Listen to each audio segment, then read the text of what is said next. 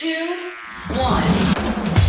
7 things you probably didn't know you need to know. I'm Jamie East, and this is the Smart 7. Good morning, everybody. It's Tuesday, the 22nd of November, and it's Go for a Ride Day. And a big happy birthday to Jamie Campbell-Bower, Jamie Lee Curtis, Scarlett Johansson, and Hailey Bieber. Rishi Sunak was in the spotlight on Monday as a new row over Brexit sparked to life over a suggestion that a Swiss-style relationship with the European Union might ease some of the current difficulties. Switzerland operates on a series of bilateral agreements with the EU, and any such deal would probably require the UK to align with EU rules on food and agriculture standards. For hardline Brexiteers, that remains a red line, and speaking at the Confederation of British Industry conference in Birmingham, Rishi was clear on the situation as he sees it.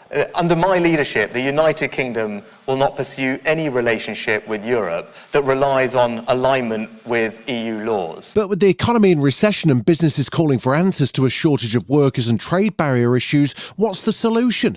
Even arch-Brexiteer and former Brexit Secretary David Davis couldn't find any major benefits of Brexit when asked on Times Radio. But you accept that up until now we haven't seen any economic benefit from having left the EU? No major ones. You've got minor ones like the liberalisation of vaccines. But Labour's Shadow Treasury Minister Tulip Siddiq wasn't keen on backtracking on Brexit either. We wouldn't go back to the things that have already been decided. So in terms of freedom of movement, in terms of the options that were on the table during the second referendum, that deal has been done. People voted, and no, we won't be going back. Ukrainian authorities have announced that civilian evacuations are to begin in the newly liberated areas of Kherson and Mykolaiv. It comes as inspections reveal there is simply too much damage to the local infrastructure with a cold winter closing in.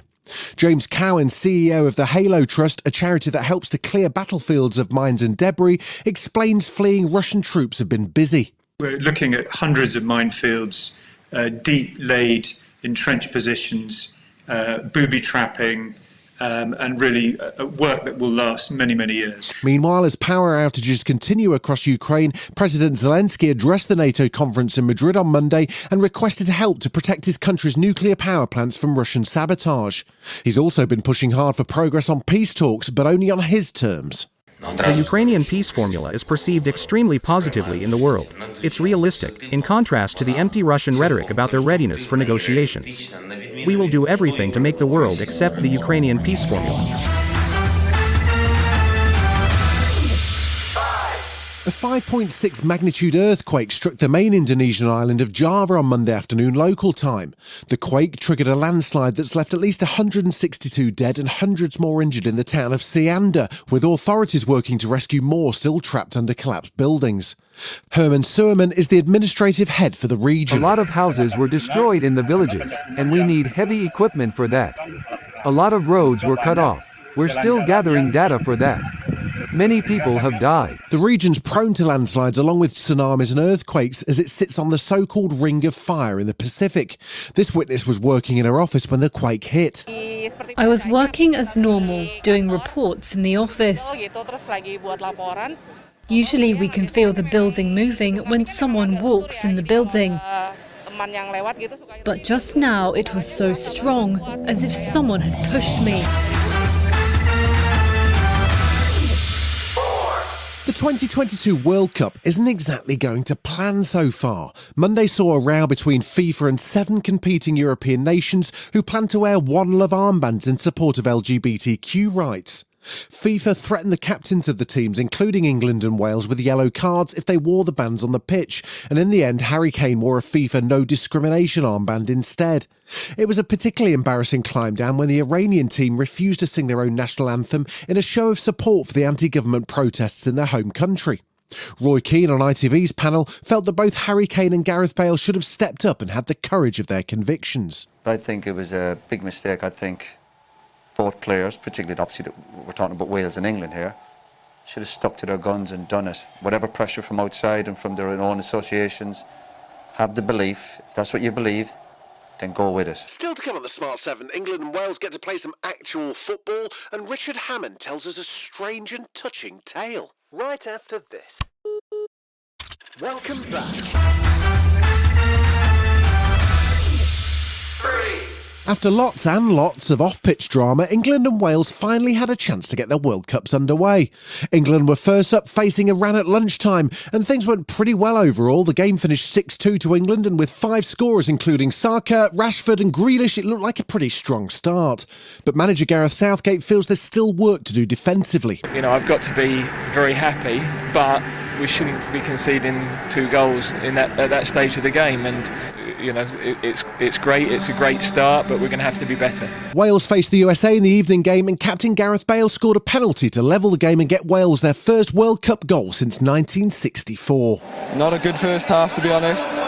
They played really well and we played poor. But yeah, great talk by the gaffer half-time. Change a few things around, and yeah, boys came out fighting, battling like we always do. Richard Hammond, affectionately known as the hamster to his Top Gear now Grand Tour colleagues, is without doubt the short king of car shows. But things very nearly ended extremely badly in 2006 when he had a horrific crash at about 300 miles an hour in a vampire dragster, which saw him in a coma for 2 weeks and fighting for his life. Now, in a new video, he tells the incredible story of his extremely realistic dream experience in that coma and how close he came to heading over that hill. And as I got closer and closer to the tree, that sense of, ooh, I really am in trouble, grew and grew until eventually in my dream, I turned back. Mindy told me her side of the story because at the same time, things aren't looking good.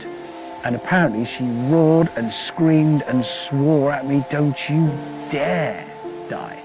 And that's when I turned back from this tree in my dream, and that's when I woke. The Walking Dead's finally come to a conclusion after 11 series of post-apocalyptic zombie drama.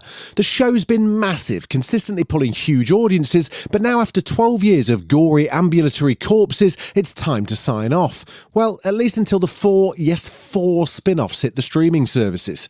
Star Andrew Lincoln, who played Sheriff Rick Grimes for 9 seasons, took to his socials in a tuxedo to give his castmates a grand send-off. It is the single most important job of my career. I've made lifelong friends. And I just wanted to say, what a thing. This has been The Smart 7. Wherever you're listening, do us a favour and hit the follow button. We'll be back tomorrow at 7 a.m. Have a great day. Written, produced and published by Daft Doris.